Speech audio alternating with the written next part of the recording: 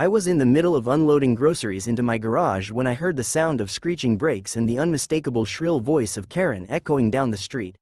She stormed up my driveway, oversized sunglasses barely hanging on her nose, jabbing her finger toward my Lexus like she just cracked the biggest case in HOA history. "Thief! That's my car. I'm calling the cops." At first, I thought she was joking, some bizarre HOA power play to remind me who runs the neighborhood. But when she actually pulled out her phone, dialed 911, and started screaming into the receiver that I had stolen her car, my stomach dropped. 5 minutes later, flashing red and blue lights painted the walls of my garage. I stood frozen, keys in hand, groceries scattered, while 2 officers approached with wary eyes. Karen was already pointing, pacing, spitting out lies like she was auditioning for a courtroom drama. But what happened next flipped the script entirely, and for once, the HOA Queen's crown came crashing down in front of everyone. The day had started out ordinary enough, one of those deceptively calm Saturdays when you think the biggest challenge you'll face is deciding between grilling steaks or ordering takeout. I had just come back from the store, the trunk of my Lexus SUV loaded with bags that felt twice as heavy as they should have been, thanks to my ambitious shopping spree and the late summer heat pressing down on me like a wet blanket. I pulled into the driveway, hit the garage opener, and backed the car in, humming absent-mindedly to myself. Nothing unusual, nothing dramatic. At least not until the screech of tires on pavement shattered the peace of my cul-de-sac, followed immediately by the piercing sound of a voice that could strip paint off a wall. "Thief! You absolute criminal! That's my car!" I froze halfway through unloading the first bag of groceries, the handles cutting into my palms as I looked up to see the spectacle barreling toward me. There she was, Karen, the self-appointed queen of the HOA, storming up my driveway with all the subtlety of a marching band on parade. Her oversized sunglasses covered half her face, but nothing could hide the fury twisting her lips into a snarl. She jabbed one manicured finger toward the Lexus as though she were calling down divine judgment upon me. For a split second, I thought it had to be some sort of deranged joke. Maybe she'd mistaken me for someone else, or maybe she was trying out new material for her weekly routine of neighborhood harassment. But no, her voice wasn't playful. It was laced with the unhinged certainty of someone who believed their delusion so completely it became reality. "That's my Lexus. You stole it from my driveway. I knew you were shady, now I've caught you red-handed." I blinked, utterly baffled. I glanced at my car, then back at her. This was my Lexus, my 2020 white RX SUV that I had worked my tail off to buy last year, complete with a dent on the rear bumper from backing into a cart corral at Costco. A dent I distinctly remembered paying a small fortune not to fix because, frankly, life's too short. Karen couldn't possibly believe it was hers. Yet, here she was, stomping toward me with the conviction of a televangelist about to perform a miracle. "Karen, are you serious right now?" I asked, my voice hovering between disbelief and laughter.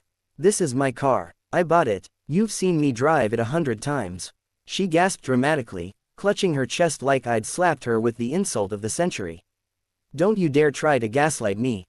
I've been missing my Lexus for weeks, and here you are hiding it in your garage like some criminal mastermind. I swear to you, if there had been a laugh track in the neighborhood, this would have been the cue."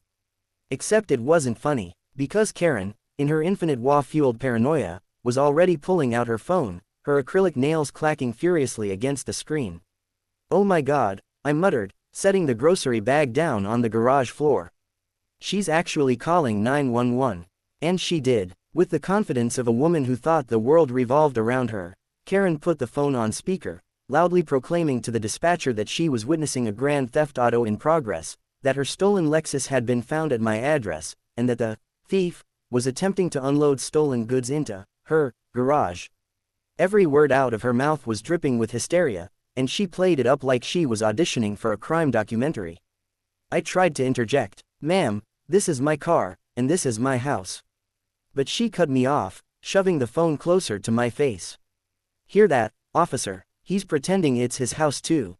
Can you believe this? Now, here's the thing about living in an HOA neighborhood, everything feels like it comes with an audience." By the time she'd finished spinning her web of lies into the phone, at least half a dozen blinds had tilted open across the street. Neighbors were peeking out like prairie dogs, some with their phones already out, ready to capture the drama for their Facebook groups. A couple of kids on bikes slowed to a crawl, whispering excitedly as they watched. Karen loved an audience, and this one was primed for her performance. Within minutes, the wail of sirens cut through the air, and the flash of red and blue lights reflected off the tidy white fences and manicured lawns of our cul-de-sac. My stomach dropped. I knew the truth was on my side. My name on the registration, the keys in my hand, the garage remote clipped to the visor, but anyone who's ever been in the wrong place at the wrong time with police pulling up knows that truth sometimes has to wait its turn. Two officers stepped out of the cruiser with that measured caution you see in body cam footage, hands hovering near their belts. One of them, tall with a square jaw and the kind of no-nonsense gaze that could melt steel, addressed me first. "Sir, step away from the vehicle." I raised my hands, keys dangling, groceries forgotten. "Officers, I can explain." But before I could get another word out, Karen pounced, pointing at me like she'd just won the neighborhood lottery. "That's him. That's the thief. He's been hiding my Lexus in his garage this whole time. Arrest him." The officers exchanged a glance that screamed, "Here we go again." You could almost see the headache forming behind their eyes. Still, procedure was procedure. They approached cautiously, one keeping his eyes on me while the other listened to Karen's breathless account of how her car had been stolen weeks ago, how she had filed reports, how she knew without a doubt that this was hers. She even described the make and model, glossing over any detail that might poke holes in her narrative. I took a deep breath, trying to keep my voice steady. "Officers, this is my car. I have the title, registration, and insurance inside the house. I've owned it for over a year. I can prove it in less than 2 minutes." Karen scoffed so loudly it could have rattled the shingles off the roof. "Don't listen to him. He probably forged all those documents. Criminals are tricky, you can't just take his word for it." I nearly laughed, because at this point it was absurd. Forged documents, for a suburban SUV. Did she think I was running an underground car theft ring out of my garage between mowing the lawn and paying utility bills? The officers didn't laugh, they didn't smirk. They were professionals, stone-faced, working their process. One of them motioned for me to step aside while the other walked around the Lexus, jotting down the plates. Karen trailed after him like a shadow, chirping in his ear about how I must have swapped the plates, how she had special rims on her car, how she recognized the smell of her leather seats. Meanwhile, I stood on my driveway, feeling the heat of a dozen neighborhood eyes on me. The cul-de-sac had transformed into a silent amphitheater, and I was center stage in a play I never auditioned for. The humiliation stung, but more than that, the injustice burned. My car, my home, my name, and here I was, treated like a suspect because Karen's ego was bigger than her common sense. Still, I stayed calm. Losing my temper would only give her more ammunition. I waited, jaw tight, as the officers ran the plates through their system. Karen's voice wavered slightly as she insisted again and again that it was hers, but the first flicker of doubt crept across her features when the officer's radio crackled back with my name and address. "Ma'am," the officer said carefully, "the registration is coming." Back to him. Karen's sunglasses slid down her nose as her mouth fell open, then snapped shut in fury. "That's impossible. He's tricking you, don't you see? This is a conspiracy. The whole HOA knows this car belongs to me." And in that moment, watching her unravel, watching the office's patience wear thin, I realized something: the standoff had only just begun. Karen wasn't going to back down. Not here, not now, not in front of her audience. And if she had to drag me down with her delusion, she would do it kicking and screaming. I just didn't know then that her screaming would soon be drowned out by the sound of handcuffs clicking shut. Karen had the kind of confidence you normally only saw in crooked televangelists or politicians who had been caught red-handed yet still held a press conference to declare their innocence. Even with the officer gently pointing out that the registration matched my name, not hers, she puffed herself up and doubled down, her voice rising so high and sharp it felt like it could shatter every window on the block. "I don't care what your little computer says," she snapped, jabbing her finger toward the officer's chest as if he were an incompetent waiter who had brought the wrong soup. "That is my Lexus. I paid good money for it, and I will not stand here and be gaslit in front of the entire neighborhood." I had to bite my tongue so hard I almost tasted blood. Gaslit. The only one flicking a match and pouring gasoline here was Karen herself. Yet there she stood, her pearl earrings swinging with every exaggerated head tilt, her voice echoing across the cul-de-sac like some bizarre HOA siren call. The neighbors, now fully invested in the drama, had grown bold. Curtains were pulled wide, and a few people even stepped out onto porches with their coffee mugs, watching the showdown as though it were a Saturday matinee. Across the street, old Mr. Daniels had parked himself in a lawn chair, grinning like the 4th of July came early. He wasn't even trying to hide it. Karen, of course, thrived on this attention. Her voice grew louder, her gestures grander, as though she were performing on stage. She spun her story like a soap opera monologue, how her beloved car had mysteriously vanished, how she had grieved the loss, how she had bravely reported it stolen. Now, finally, she had tracked it down right here in the thief's garage. The officers tried to maintain their professional composure, but even they couldn't mask the tiny flickers of skepticism beginning to creep in. One of them, the taller one with the square jaw, kept glancing from the license plate on his notepad back to Karen, clearly struggling not to sigh. "Ma'am," he said evenly, "this vehicle's VIN and registration come back to this gentleman here. Unless you have proof of ownership, this is his car." Karen's head whipped toward me so fast I half expected it to spin all the way around like something out of a horror movie. She let out a bitter laugh, one of those laughs that carried no humor, just venom. "Oh, he's good, he's slick, he probably hacked the DMV. You don't know the lengths this man will go to. He's been out to get me for years, and now he's trying to humiliate me by stealing my property." At that point, I couldn't stop myself. "Karen, you've accused me of a lot of things, having my grass half an inch too tall, putting out my trash can 5 minutes early, even leaving Christmas lights up in January. But hacking the DMV? Really?" Somewhere across the street, someone stifled a laugh, and Karen's eyes narrowed dangerously. She thrived on control, on being feared. The fact that the audience wasn't buying every word was clearly unraveling her. So she switched tactics. With a dramatic flourish, she pulled out her phone again, scrolling furiously. "I have pictures. Yes, pictures of my car. I'll show you." The officers leaned in politely as she thrust her phone at them, her manicured fingers swiping through blurry photos of a white SUV parked in various spots around the neighborhood. I craned my neck to look, and I nearly burst out laughing. The photos were so generic they could have come from a Google search. Half of them didn't even show license plates, and the others were so grainy you couldn't tell if it was my Lexus or one of the 3 others owned by people in the subdivision. "See," Karen said triumphantly, as if the case was closed. "That's my car. Same color, same model, same everything. What more proof do you need?" The shorter officer cleared his throat politely. "Ma'am, these pictures don't show a license plate. Without that, they could be any vehicle." Karen gasped like he had insulted her personally. "Are you calling me a liar?" The poor guy blinked, clearly regretting every career choice that had led him to standing in my driveway at this very moment. "I'm saying we need verifiable proof, ma'am." Meanwhile, I stepped forward cautiously, keys still in hand. "Officers, if it helps, the car key in my pocket starts this engine." Her key, if she even has one, won't. That suggestion set Karen off like a firecracker. She shrieked, stomping her foot like a child denied a lollipop. "Don't you dare touch my car. Don't you dare. If he starts that vehicle, it'll just prove he reprogrammed the keys." The officers exchanged another weary glance, the kind cops probably reserve for dealing with flat-out nonsense. The taller one pinched the bridge of his nose, while the shorter one jotted notes. And through it all, Karen smiled. A wide, smug smile that said she still believed she was winning. She turned toward the neighbors, spreading her arms as if basking in their silent support. "Don't worry, everyone. Justice is being served. The law doesn't tolerate criminals. The police are here to do their job, and soon he'll be hauled away where he belongs." Her voice had the eerie calm of someone who had already written the ending to the story in her mind. She believed so strongly in her fantasy that it gave her a false sense of victory. Watching her, I realized this wasn't just about a car, it was about control, dominance, the intoxicating rush of believing she could bend reality to her will. The problem for Karen was that reality doesn't bend forever.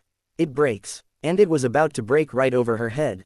By the time Karen had finished waving her blurry phone pictures in the office's faces and proclaiming her imaginary victory to the entire cul-de-sac, I could feel my patience thinning like the last thread of a cheap sweater. I had stayed calm through the chaos, through the insults, through the humiliating glares of my neighbors who were silently weighing whether they believed me or the self-appointed dictator of the HOA. But now the weight of it pressed on my shoulders. I couldn't just stand there while she rewrote reality with the sheer force of her lungs. "Officers," I said finally, forcing myself to keep my tone measured, steady. May I tell you my side of this before she convinces you I'm some international car thief? The taller one, the square-jawed officer who looked like he hadn't cracked a smile since 2005, gave a curt nod. Go ahead, sir. Karen scoffed dramatically. Oh, now he's going to spin a sob story. Don't listen. The officer held up a hand. Ma'am, let him speak. That shut her up. Well, not completely. She crossed her arms and began muttering under her breath, every few seconds letting out a sarcastic snort just loud enough to make sure everyone heard it. I cleared my throat, trying to ignore her. This is my vehicle. I purchased it in June of last year from a Lexus dealership downtown. I have the bill of sale, the title, the registration, and proof of insurance inside the house. The plates are current, the VIN matches, and frankly, if you pop open the glove compartment, you'll find my insurance card sitting right there with my name on it. The shorter officer was scribbling notes while I spoke, his pen scratching across the pad. The taller one just watched me, his expression unreadable. I reached into my pocket and held up the fob. And if you want proof right here and now, this key starts the car. Her key won't. If she has one, I'll bet you it won't even unlock the door. Karen exploded like a firecracker. Don't you dare. Don't you dare turn on my car without my permission. The taller officer finally sighed. Ma'am, please, if you're making a claim of ownership, we'll need more than photographs and your word.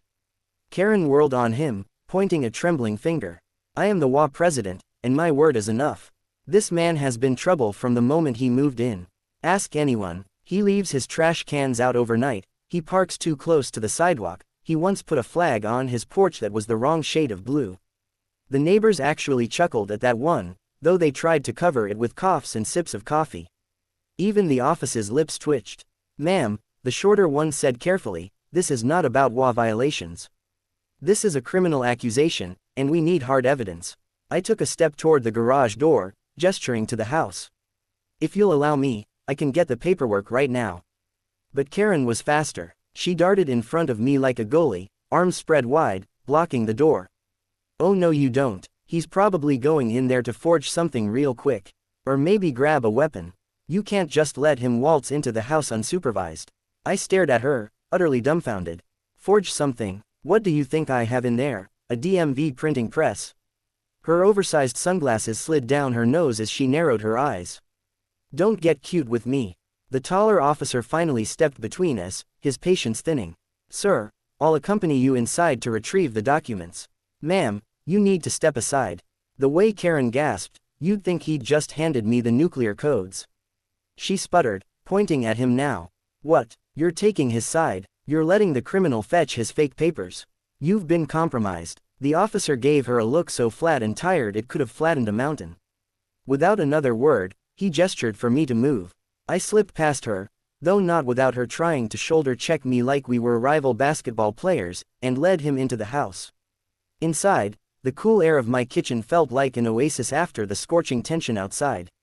I headed straight for the drawer where I kept my important documents, my every move careful, deliberate.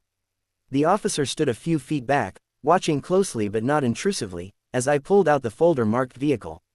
I laid everything on the counter like a magician revealing his deck.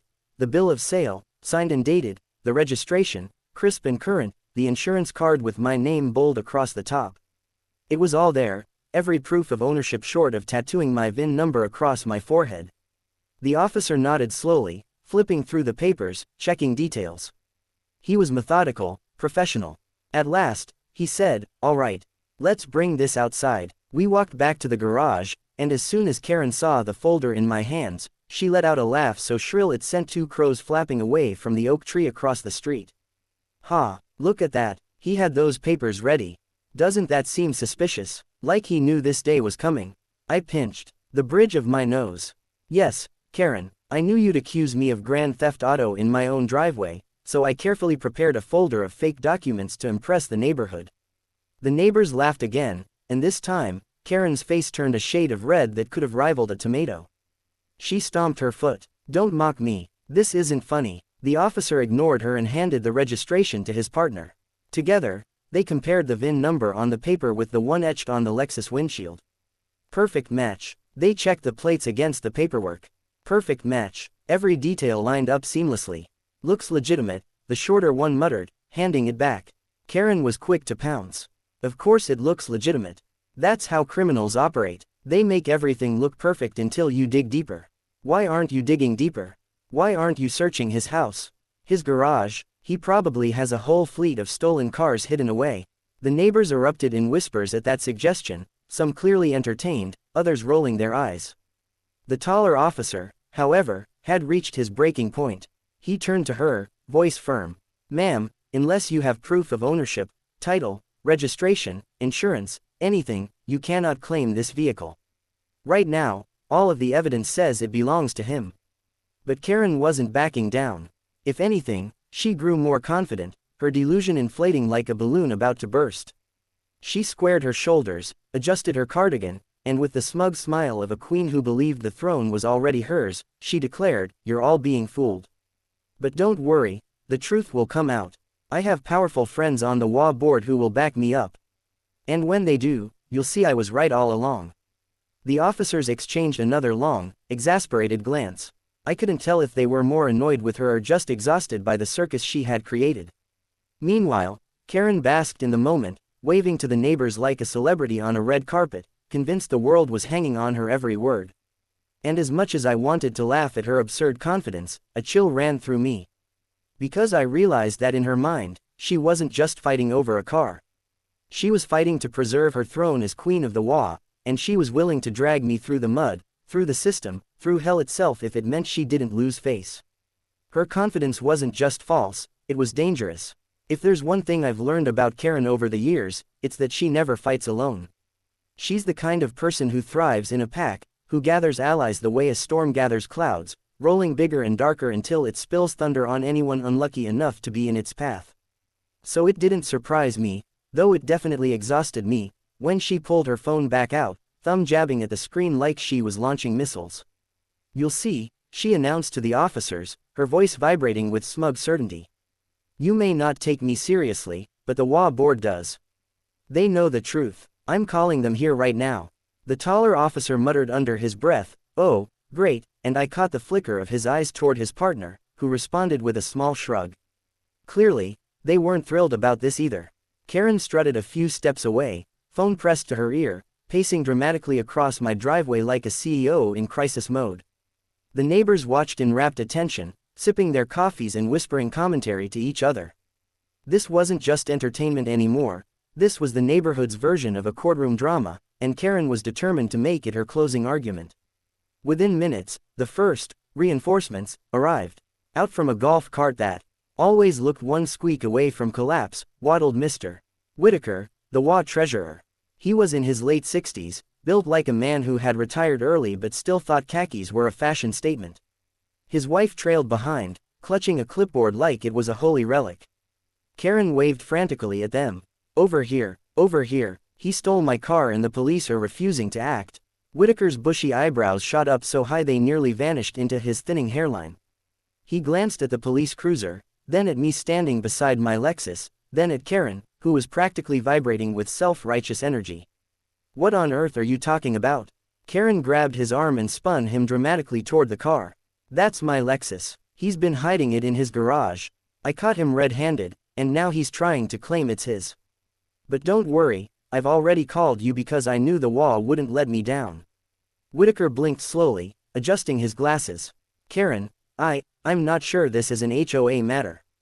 "Oh, it is," Karen snapped. "It absolutely is. You know the bylaws as well as I do. Section 4, subsection C, all homeowners must maintain transparency and honesty within the community. If he's hiding a stolen car, it's not only a crime, it's an HOA violation." I almost choked on my own laugh. "Are you kidding me? You're quoting HOA bylaws like this is a parking ticket." Karen spun toward me with the fury of a woman whose entire personality had just been questioned. "Don't you mock the rules that keep this neighborhood safe. Without the HOA, this place would be chaos.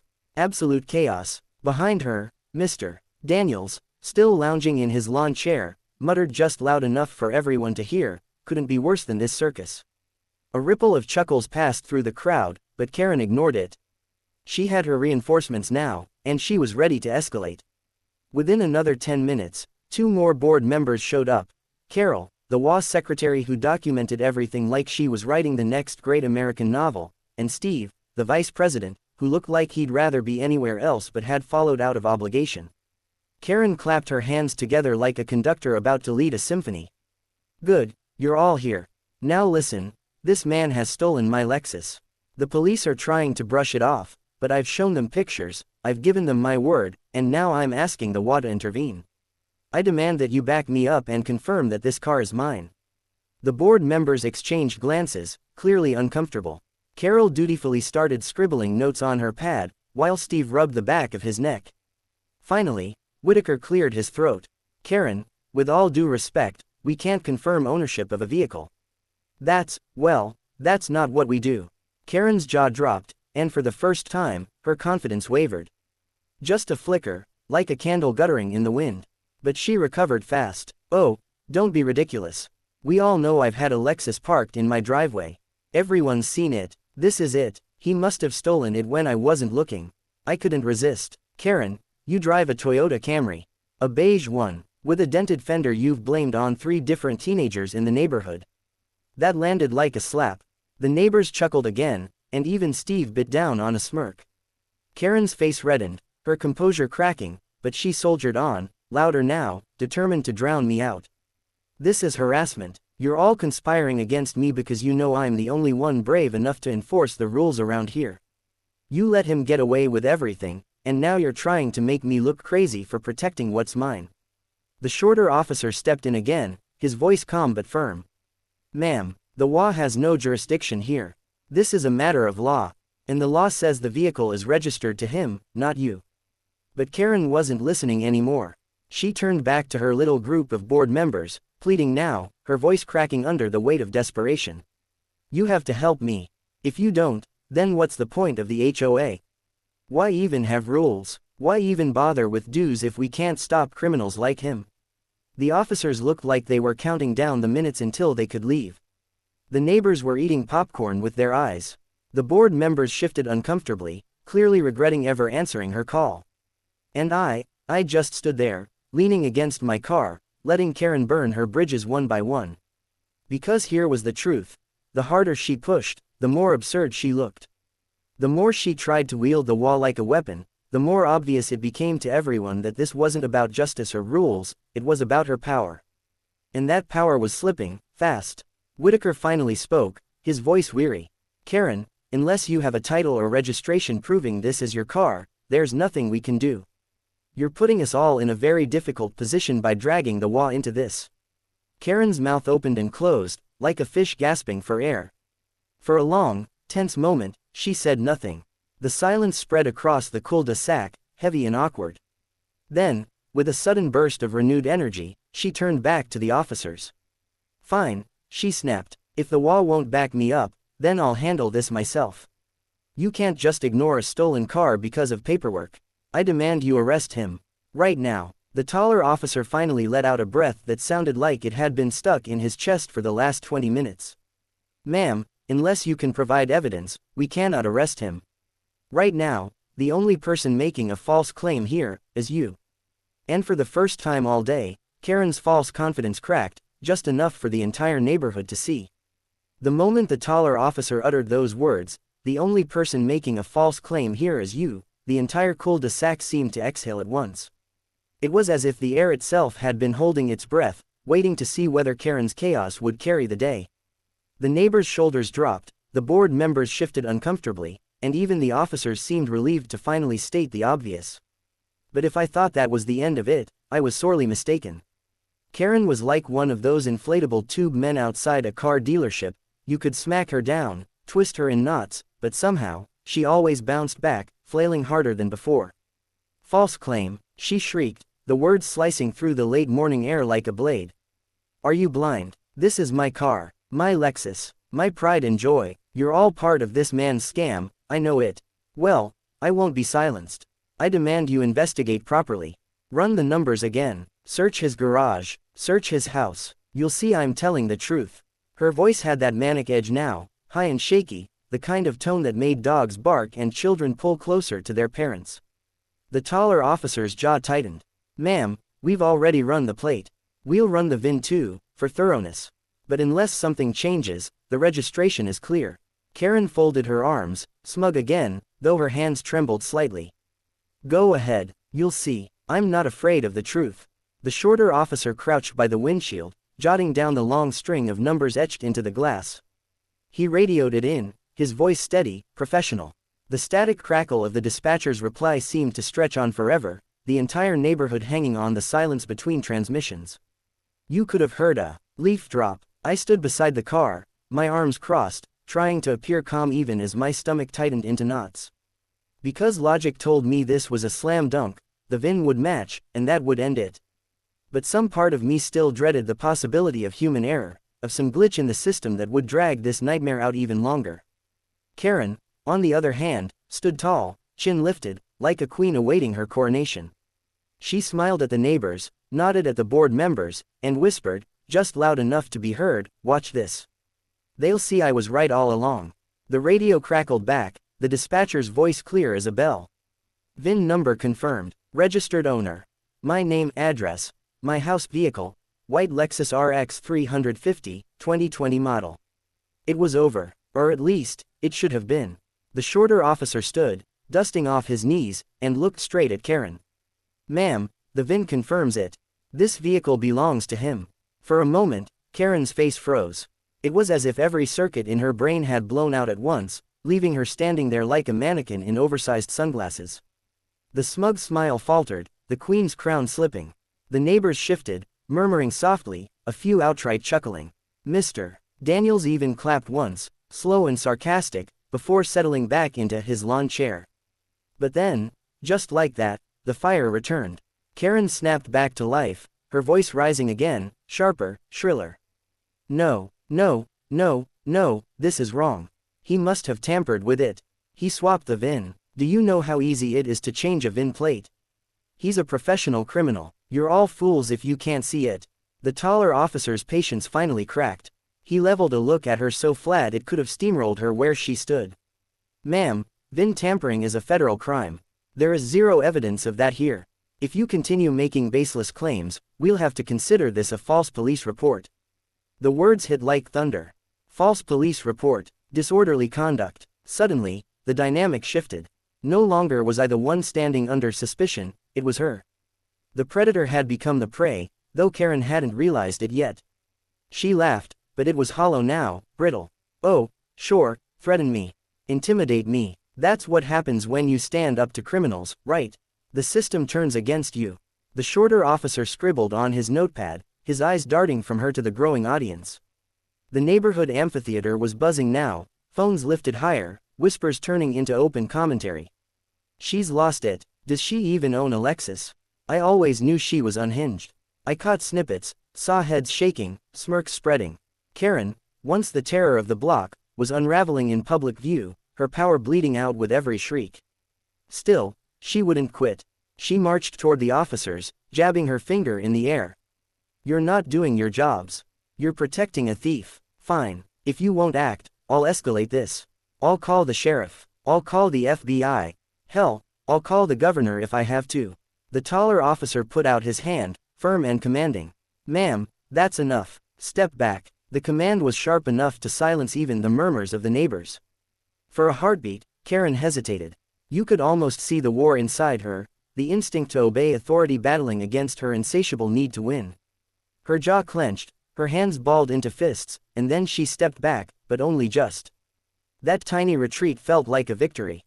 I exhaled, finally, letting the tension drain from my shoulders. The truth was on the table now, indisputable. The Lexus was mine, the evidence airtight.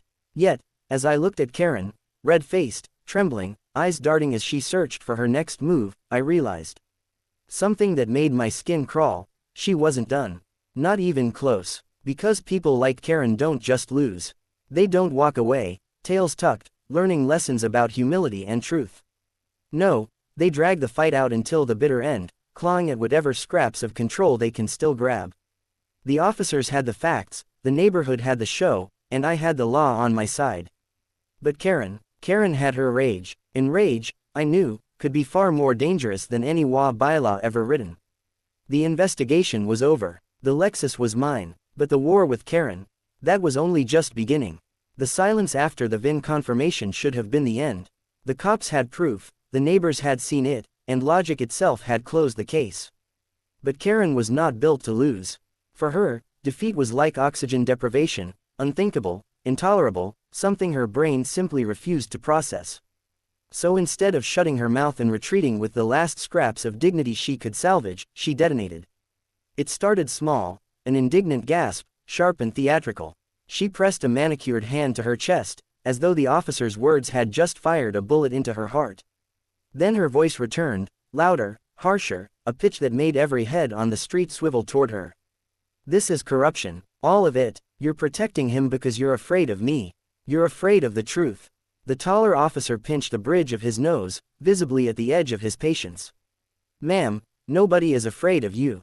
We've verified the ownership. Case closed. But Karen was already spiraling, flailing her arms at the Lexus, at me, at the cluster of neighbors recording her meltdown with their phones. Don't just stand there filming me, you idiots. He's a thief. He's been scheming for months, I know it. Do you think nice cars like this just appear in the driveways of people like him? Her words dripped venom, each syllable sharpened by a bitterness I'd seen directed at me before, when I painted my mailbox a color she didn't approve of, when I refused to cut down the oak tree in my yard, when I dared to live on her street without her blessing. The shorter officer stepped forward, voice calm but firm. Ma'am, you need to lower your voice. Lower my voice. Lower my voice. Karen's laugh was wild, echoing off the garage door. You think you can silence me? You think you can shut me up when a crime is being committed right under your noses? Well, guess what? I'm not going anywhere. I will scream this entire block awake if I have to. And scream she did. Her voice cracked as she hurled accusations into the air, pacing in tight circles like a caged animal. You people are blind sheep. All of you. You sit in your little houses, mowing your little lawns, pretending this neighborhood is perfect, while crooks like him slither in and steal what's rightfully mine. She jabbed her finger toward me again, her sunglasses sliding down her nose. A con man. That's what he is. And you cops. You're complicit. The murmurs from the neighbors grew louder, no longer whispers but open derision. A few laughed outright. Someone muttered, "She's finally lost it." Another voice, amused, "Better than Netflix." Karen heard them, of course, and that only fueled her unraveling. She spun toward the crowd, eyes blazing. Oh, you think this is funny? You think it's amusing to watch a woman be robbed and silenced? You're all disgusting, every last one of you. And when it's your car next, when it's your garage broken into, don't come crying to me. Don't say I didn't warn you. I stood beside the Lexus, arms folded, trying to look steady while inside, adrenaline surged through me like wildfire. Part of me wanted to laugh along with the neighbors, to relish the sight of Karen imploding under the weight of her own lies. But another part of me, the cautious part, knew this was dangerous ground. People in meltdown mode could do anything, lunge, scratch, bite, twist reality into shapes so bizarre you'd almost doubt your own sanity. The taller officer raised his voice, sharp now, the authority ringing through. Ma'am, this is your final warning. You are disturbing the peace, and you are making false accusations. If you don't stop immediately, we'll have no choice but to place you under arrest. Arrest. The word hung in the air like a guillotine. The neighbors gasped, some whispering, some pulling their kids closer. Phones tilted higher, eager to capture what might be the climax of the entire spectacle. Karen froze, her chest heaving, her eyes darting between the officers and the crowd. For a moment, I thought reason might actually break through, that the threat of real consequences might finally penetrate her armor of arrogance. But then her lips curled into a twisted smile, the kind that made the hairs on my neck stand up. You wouldn't dare, she hissed, though her voice cracked on the last word. You wouldn't arrest me. I'm on the board, I practically run this neighborhood. Do you have any idea who I am? The taller officer didn't flinch. Ma'am, I don't care if you're the President of the United States. Right now, you're obstructing an investigation and disrupting public order. Step back, now. Karen let out a sound halfway between a laugh and a sob.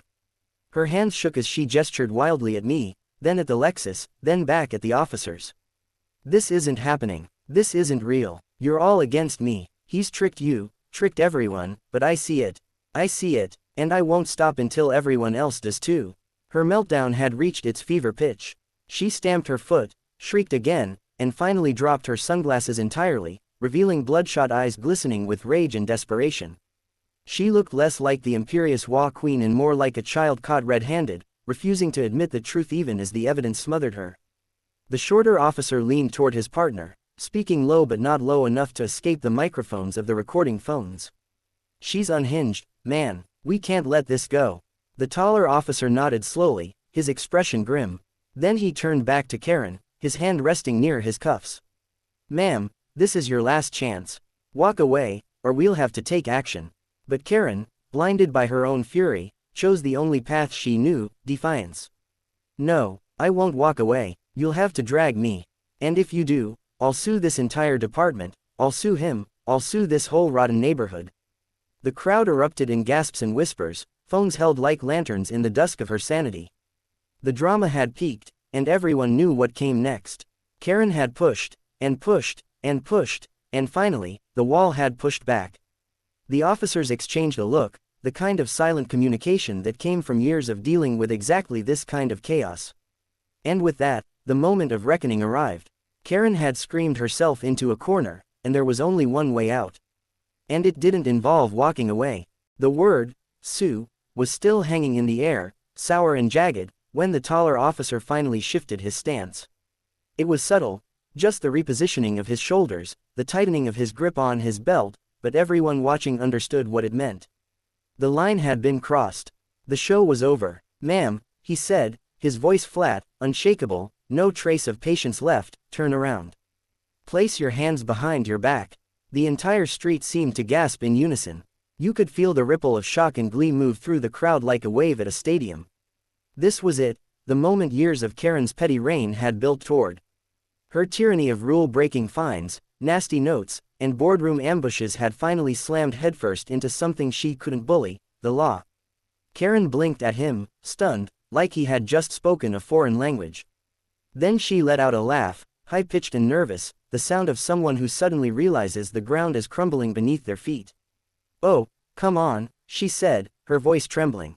"You're not serious. You can't arrest me. I didn't do anything. This is a mistake. This is ridiculous." The shorter officer stepped closer, his hand resting gently but firmly on her elbow. "Ma'am, don't make this harder than it needs to be.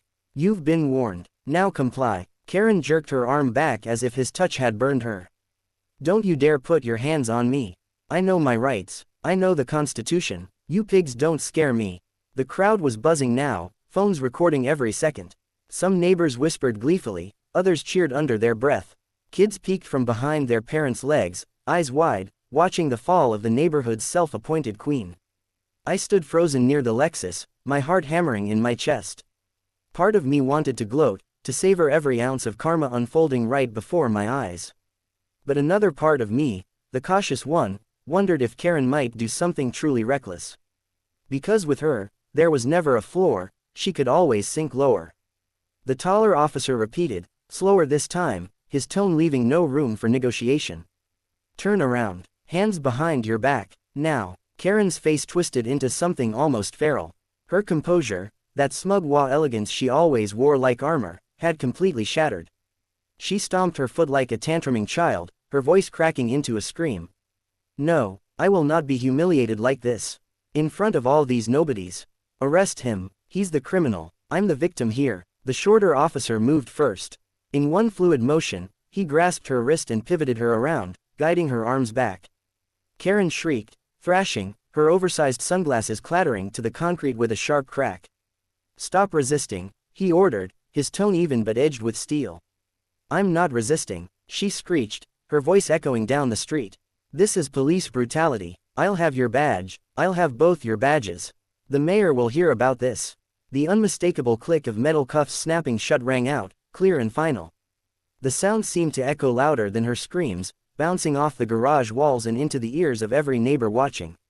For a heartbeat, the world slowed. The HOA tyrant, the self-proclaimed queen of the cul-de-sac, was standing cuffed in the middle of my driveway, red-faced, panting, wrists bound behind her back. It was a sight no one thought they'd ever see.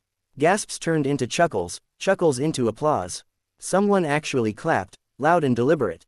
Others joined in, and before long, there was a smattering of applause and laughter rising from the crowd. A few neighbors even shouted things like, "About time," and "Justice at last."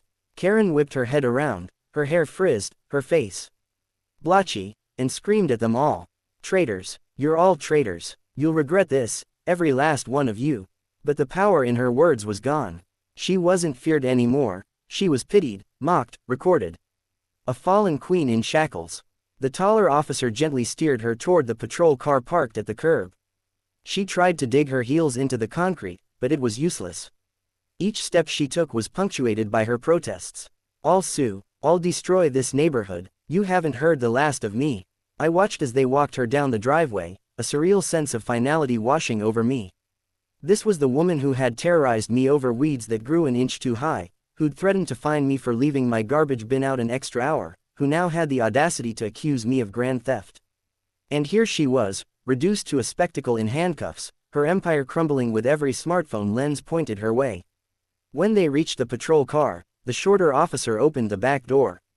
Karen balked, twisting her shoulders. I am not getting in there. That's disgusting. Criminals sit back there. I am not a criminal. The taller officer leaned in close, his voice low but audible enough for those of us nearby to hear. Ma'am, right now, you are under arrest for filing a false police report and disturbing the peace. You are a criminal. Sit down. Karen gasped like he'd slapped her. Then, with one last guttural scream, she collapsed into the back seat, the officers guiding her head so she didn't smack it on the doorframe. The door shut with a heavy thud, the sound final, decisive. The neighborhood erupted. Applause mingled with laughter, cheers with whispers. Some filmed the patrol car pulling away, already imagining the viral captions. Others simply shook their heads, muttering, unbelievable, as though they'd just witnessed the climax of a soap opera playing out in real life. And me, I just stood there in my driveway, heart still racing, staring at the empty space where Karen had once stood, spewing venom. For the first time in years, the air felt lighter. But deep down, even as I watched the patrol car's lights flicker down the street, I knew this wasn't the end. Karen wasn't the type to go quietly. No, this was only the beginning of something bigger. Something messier. Still, for that one moment, justice had arrived on my doorstep. And it wore a pair of handcuffs. The patrol car's taillights disappeared at the end of the cul-de-sac, but the echoes of Karen's shrieks still clung to the air like smoke after a firework. For a long moment, nobody moved. The crowd stood in stunned silence, as if we all needed to confirm that what we had just witnessed was real, that the tyrant of the block had actually been marched away in handcuffs like a petty criminal. And then, like the first crack in a dam, the silence broke. It started with a single, hesitant clap. Mr. Daniels, who had been perched on his lawn chair since the beginning of the ordeal, slapped his hands together with a wide grin on his face. Well, he said loudly enough for half the street to hear, I never thought I'd see the day. That was all it took. A ripple of laughter spread through the crowd, followed by applause, scattered at first, then building in rhythm until the whole cul-de-sac was alive with the sound of neighbors clapping, cheering, even whistling. Some clapped out of relief, others out of sheer schadenfreude, but all of it carried the same message: the queen had fallen, and the kingdom was rejoicing. About time, shouted a woman from across the street, her phone still raised high as she recorded. She's been terrorizing us for years. Better than TV, another neighbor chimed in, grinning at me. Netflix couldn't script it this good. I stood there in the middle of my driveway, suddenly the unintentional star of this block-wide performance, my Lexus gleaming quietly beside me like the ultimate piece of evidence. The adrenaline was still coursing through me, but now it was laced with something new, relief, yes, but also a strange, almost guilty satisfaction. After all, Karen wasn't just my problem. She had harassed nearly everyone on this street at one point or another. The celebration unfolding around me wasn't just for my victory. It was for everyone's. A few of the braver neighbors started approaching. Mrs. Thompson, the elderly woman who lived 2 doors down and who Karen once fined for having a birdbath too close to the curb, reached out and patted my arm. Bless you, dear, she said, her eyes bright with vindication. You stood up to her. You did what none of us could. I chuckled, shaking my head. I didn't really do anything. She dug her own hole. Yes, Mrs. Thompson said, smiling wryly, but you didn't let her bury you in it. That's more than most of us can say. Behind her, I could hear snippets of gossip spreading like wildfire. Did you get the whole thing? One teenager whispered to another, both of them grinning as they replayed clips on their phones. Oh, it's already uploading, the other replied. She's gonna be famous by dinner. Another neighbor, a man I only knew by sight, shook his head in disbelief. You know, I always thought she was a little intense. But this, calling the cops and accusing you of stealing your own car, that's a new level. The crowd laughed, a collective release of tension that had been building for years under Karen's reign. For once, the jokes weren't whispered behind closed doors or mumbled at HOA meetings. They were out in the open, free, unapologetic. I leaned against the Lexus, letting the noise wash over me. Part of me wanted to bask in the moment, to join in the celebration, to let myself enjoy the fact that, for once, Karen had finally been exposed for what she truly was. But another part of me couldn't shake a nagging thought: this wasn't over. People like Karen didn't just disappear into the night, never to be heard from again. They regrouped, they plotted, they found new ways to sink their claws into you. Still, as I looked around at the faces of my neighbors, faces that, until today, had often looked the other way when Karen was on the warpath, I realized something had shifted. The fear she'd thrived on, the silence she'd relied on, was gone. Her meltdown had shattered her carefully cultivated image of control, and now, everyone had seen behind the curtain. Man, Mr. Daniels said, strolling over with his lawn chair still tucked under one arm, I thought she was gonna explode right there in your driveway. Never seen anyone go nuclear like that. She almost did, I said dryly, glancing at the spot where her sunglasses had cracked on the pavement. He laughed, shaking his head. You should frame those. Put 'em on the wall as a trophy. The group around us chuckled, and someone added, or auction them off. Relics of the great Karen meltdown of 2025. More laughter followed, louder this time, rolling across the cul-de-sac like thunder. It struck me then that this wasn't just celebration, it was liberation. For the first time in years, people were openly mocking her, laughing at her, no longer afraid of her retaliation. The spell had been broken. But not everyone was laughing.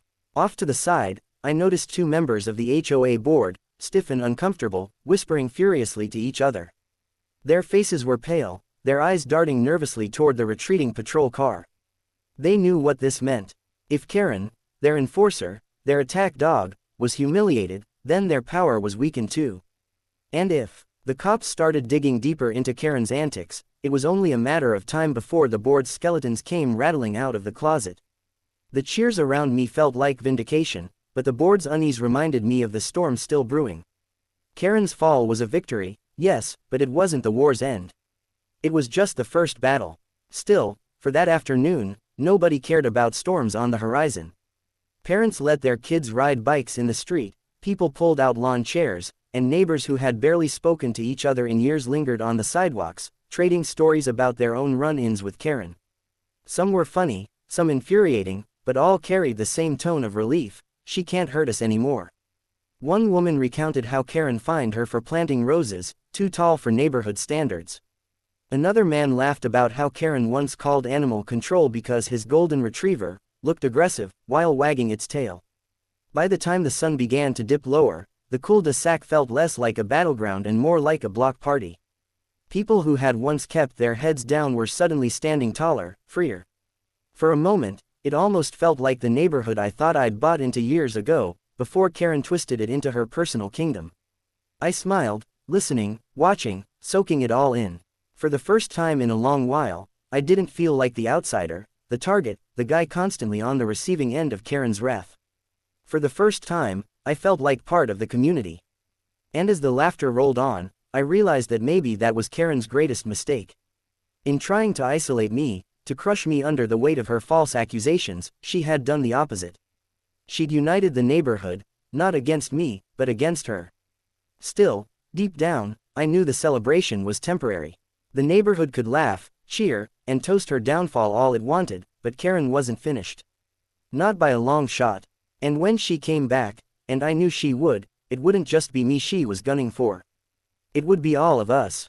If the neighbors were giddy with freedom after Karen's very public downfall, the HOA board looked like someone had just pulled the rug out from under their feet. While kids biked circles in the cul-de-sac and parents swapped stories with fresh laughter, the board members huddled near the edge of the sidewalk, whispering like conspirators whose secret plot had just gone sideways. Their stiff postures gave them away, backs too straight, arms folded a little too tightly, eyes darting nervously between me, the departing patrol car, and the crowd. I watched them out of the corner of my eye. Mr. Weller, the HOA treasurer, kept wiping sweat off his balding head with a handkerchief, even though the evening breeze had cooled. Beside him, Nancy, the board secretary and Karen's closest ally, chewed on her lip like a nervous teenager caught sneaking in after curfew. Their whispers weren't exactly quiet either. Every so often, I caught words floating through the hum of laughter and chatter around me: lawsuit, liability, bad optics. It didn't take a genius to see what was happening. The neighborhood may have been celebrating Karen's humiliation, but the board was calculating damage. Because Karen hadn't just been a nosy neighbor with too much time on her hands, she had been their muscle.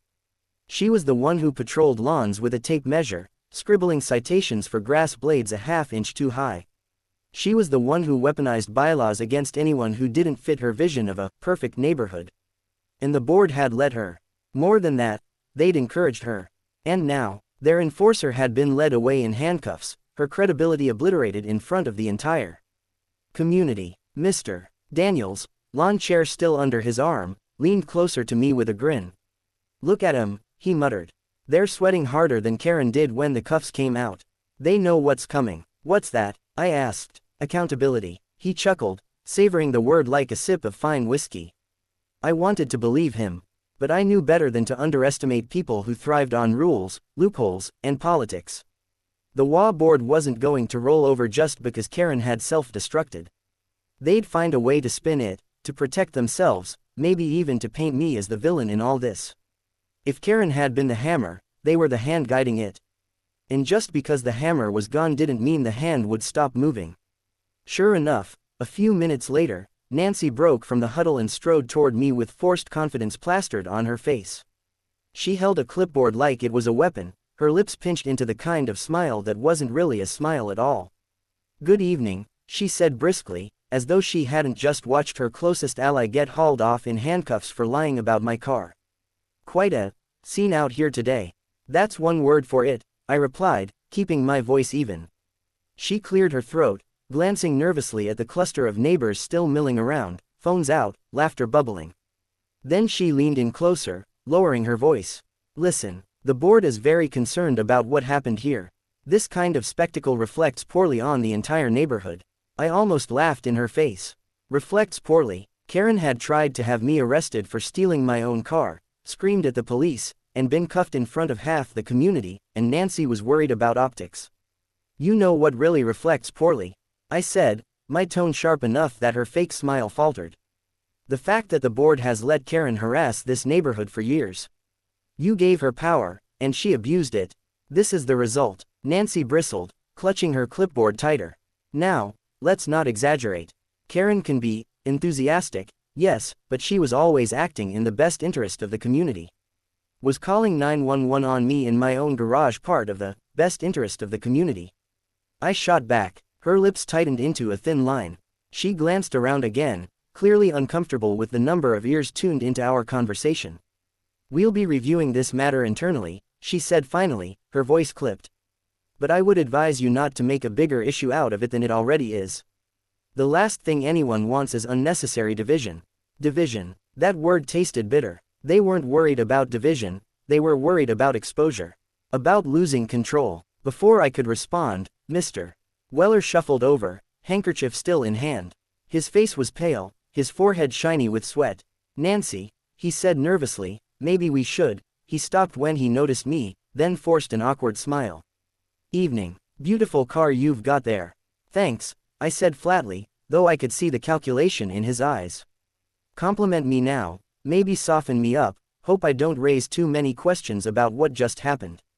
The board members lingered a little longer, whispering among themselves, before retreating to Nancy's porch, where they huddled again like generals after losing their best soldier on the battlefield.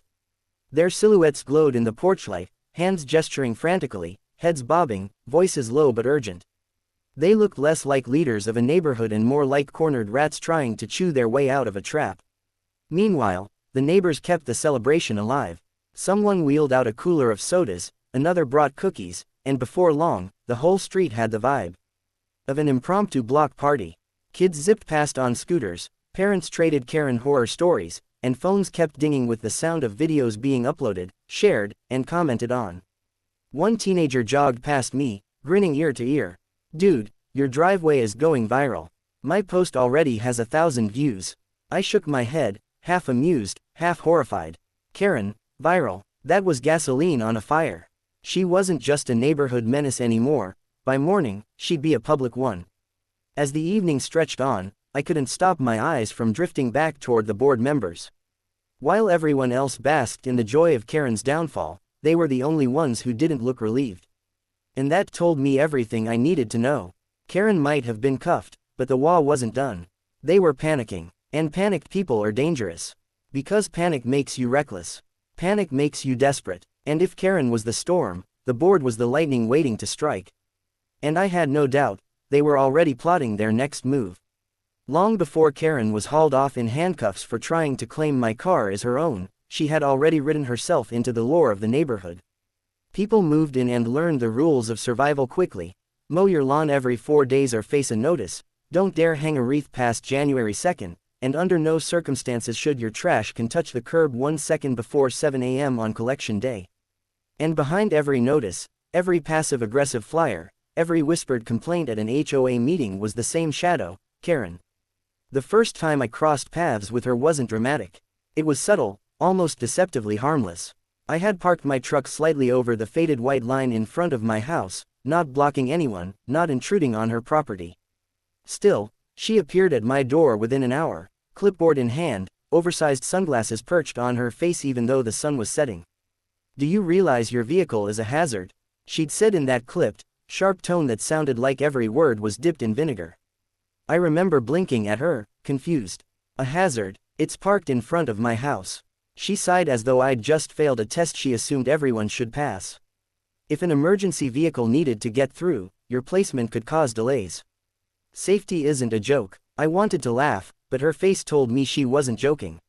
She scribbled something on her clipboard, handed me a courtesy warning, and walked away without another word. That was the first of many encounters. Over time, her reach grew. She wasn't just a nosy neighbor, she was a self-appointed sheriff.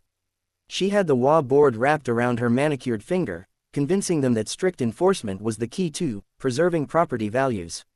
And for years, it worked. People were too tired, too busy, or too intimidated to push back. The board used Karen as their enforcer, and Karen relished the power. She developed routines. Every morning, she walked the neighborhood with her little notebook, scribbling violations like a meter made on steroids. If a lawn had a brown patch, she wrote it down. If a kid left a basketball hoop too close to the sidewalk, she wrote it down. If holiday lights stayed up one day too long, she wrote it down. People started calling it the Karen Walk, and kids would scatter like pigeons whenever they saw her coming. And the worst part, she didn't just enforce the rules, she twisted them. One neighbor, the Harrisons, had a flagpole in their yard. It was tastefully done, well within guidelines. But Karen didn't like the way the flag flapped in the wind, so she convinced the board it was a noise disturbance. The Harrisons were fined until they finally removed it. Another family had planted sunflowers along their fence, bright and cheerful. Karen decided they were unsightly, and had them ordered to cut them down. For years, people seethed quietly, whispering behind closed doors, venting at backyard barbecues, but no one dared confront her outright. Karen thrived on that fear. She wielded rules like weapons and smiled while doing it. When I moved in, I didn't know her reputation. I thought she was just another nosy neighbor, the kind every community has. But it didn't take long for me to catch on. One week it was a warning about my trash can being visible from the street. Another, it was a note claiming the color of my deck chairs wasn't aesthetically harmonious. Then came the real insult, a fine for excessive vehicle use. Translation: I worked on my own car in my driveway one Saturday, and she didn't like the look of it. At first, I shrugged it off. Easier to ignore her than to engage. But Karen didn't stop. She escalated. The day she walked onto my property and measured my grass with a ruler while I stood 10 feet away, I realized this wasn't just nitpicking, it was harassment. Still, she had the board backing her. Every time I appealed, the fine stood. Every time I complained, the board brushed it off. Karen is just doing her duty, they'd say. She's protecting the neighborhood. But the neighbors knew the truth. Karen wasn't protecting anything but her own ego. She used the HOA to inflate her authority, and the board let her because it kept them from getting their hands dirty. And yet, for all her power, Karen had weaknesses. She was careless with her arrogance. She thought no one would ever challenge her, that her grip on the board and the rules made her untouchable. What she didn't realize was that every violation, every ridiculous citation, every smug smirk she threw at the people she trampled was building something bigger: resentment. That resentment had been simmering for years, bubbling just beneath the surface. The Harrisons, the family with the sunflowers, the teenager whose skateboard ramp Karen had forced them to dismantle, the retired couple she'd fined for having their grandkids, chalk drawings on the sidewalk, all of them carried scars. They hadn't forgotten. They were just waiting. And then, finally, Karen gave them the spark. When she called 911 claiming my car was hers, she crossed a line even the law couldn't shield her from. She didn't just harass a neighbor, she committed a crime. And she did it in front of everyone, on video, with the police forced to sort through her lies. That's why the neighborhood erupted in laughter when the cuffs clicked. It wasn't just about me. It wasn't just about my Lexus. It was about years of pent-up frustration exploding all at once. Karen had been the neighborhood tyrant, and in one reckless moment, she had destroyed her own empire. As I sat on my porch that night, the cooler of sodas nearly empty, laughter still drifting through the air, I thought back to all those little battles. The trash can warnings, the grass measurements, the courtesy notes she taped to doors with that smug handwriting. They felt so small at the time, so petty. But they had added up. She had built a mountain of grievances, and when it came crashing down, no one lifted a finger to stop it. For the first time in years, the neighborhood felt lighter. Kids rode their bikes without glancing over their shoulders. Neighbors chatted freely in driveways without lowering their voices. People smiled again, and it wasn't just because Karen was gone, it was because her history was finally exposed, dragged into the daylight for everyone to see. But as much as the backstory explained why everyone cheered that night, I knew it also explained something darker. Karen wasn't the kind of person who took humiliation quietly. If she'd spent years waging war over grass length and trash cans, how far would she go after being handcuffed in front of the entire community? The backstory wasn't just a history lesson. It was a warning, and deep down, I knew, Karen wasn't finished. I should have known the silence wouldn't last. For 3 glorious days, the neighborhood basked in a kind of peace we hadn't felt in years. Kids chalked rainbows on sidewalks, lawn chairs popped up in driveways, and no one worried about receiving a citation for the crime of enjoying themselves. It felt like a celebration, like the end of a long reign. But then, just as the air had begun to feel lighter, the storm clouds rolled back in. Karen returned. It was late afternoon when her white Lexus, yes, my white Lexus, rolled back into the neighborhood. The sight alone made my stomach tighten. I'd half expected her to vanish, to lay low after her meltdown with the police, but of course, that wasn't her style. Karen wasn't the type to lick her wounds. She was the type to march right back into the battlefield, convinced she could rewrite the rules of war. When she stepped out, oversized sunglasses shielding her eyes, she didn't look defeated. She looked furious and defiant. Her pink cardigan flared as she slammed the door, pearl earrings swinging like weapons of war. She held her head high, as though the entire neighborhood hadn't just watched her be cuffed like a shoplifter. Across the street, a few neighbors paused mid-conversation. A kid stopped bouncing his basketball. Even the dogs seemed to sense the tension. Karen scanned the street, lips pressed into a tight line, and for a moment, the whole cul-de-sac held its breath. Then she smirked. That smirk told me everything. She wasn't here to apologize. She wasn't here to retreat. She was here to reassert control. That night, the first signs of her counterattack appeared. A slip of paper taped to my front door, an official notice of non-compliance. My crime, leaving my garage door open, for an extended period of time. I crumpled it and tossed it straight in the trash, but the message was clear: Karen wasn't backing down. By the next morning, others had their own notices. The Harrisons found a warning about unsightly weeds in their flower bed. The Johnsons received one for having their patio umbrella visible from the street. Even Mr. Daniels, who had lived there longer than anyone, discovered a citation claiming his lawn ornaments violated HOA aesthetic harmony. It was a blitz. Karen had returned with a vengeance, flooding the neighborhood with petty citations, each more absurd than the last. It didn't matter that she no longer had the board's open support. She was acting like she still ran the place, daring anyone to challenge her. And the board, they wavered. At first, they tried to distance themselves, claiming Karen was acting independently. But when I cornered Nancy at the mailbox, she folded faster than a cheap lawn chair. "We can't stop her," Nancy whispered, glancing over her shoulder as though Karen might leap out of the hydrangea bushes. "Technically, she's still on the compliance committee.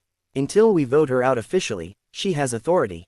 "Authority?" I snapped. "She was just arrested for filing a false police report." Nancy winced, but her answer was a weak shrug. "The paperwork hasn't gone through yet." And there it was, the loophole. Karen had found a crack in the system, and she was driving her Lexus straight through it. But her campaign wasn't just about paperwork. It was psychological warfare. One night, I caught her walking slowly past my house, phone in hand, snapping pictures of my lawn, my driveway, even my porch lights. The flash glared like lightning, and I could see her smirk through the darkness. Another evening, the Harrisons found her standing at the end of their driveway, muttering into her phone about evidence gathering. Neighbors began to crack. The Johnsons considered paying their umbrella fine just to make her go away. The Harrisons debated tearing up their flowerbeds altogether. Fear crept back in, that familiar weight pressing down on everyone. That's when I realized Karen wasn't striking back just for revenge. She was striking back to remind us that she wasn't finished, that she could still control us through intimidation. But she made one mistake. She underestimated how much the neighborhood had changed. The viral videos of her arrest had taken root. By now, clips had spread across social media, garnering thousands of views. Karen wasn't just our tyrant anymore, she was a laughingstock to strangers across the country. Memes of her screaming in her pastel cardigan popped up on TikTok. Twitter threads mocked her gaslit car theft claims. She was infamous, and the neighbors knew it. One by one, they started pushing back. Mr. Daniels taped his latest citation to his mailbox with a handwritten note, "Return to sender." The Harrisons planted more flowers, bold sunbursts of red and orange that mocked Karen's unsightly complaint. The Johnsons painted their patio umbrella neon green, just to spite her. In me, I decided enough was enough. I dug into the bylaws myself, every dry, tedious page, and I found the very thing Karen had been exploiting. The compliance committee had no real power without board ratification. Any fine, any citation, any so-called violation had to be voted on officially. Karen's little papers were nothing more than harassment dressed up as authority. The next HOA meeting was standing room only. The neighbors showed up armed with Karen's bogus citations, screenshots of her late-night prowling, and a collective fury that had been simmering for years. Karen sat in the front row, sunglasses perched on her nose, legs crossed like a queen awaiting her throne.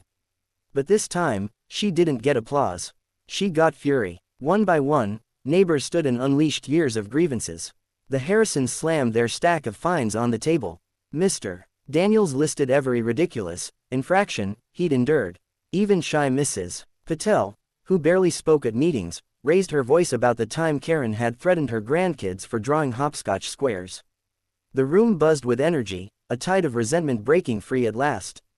And when the board finally voted, the result was unanimous.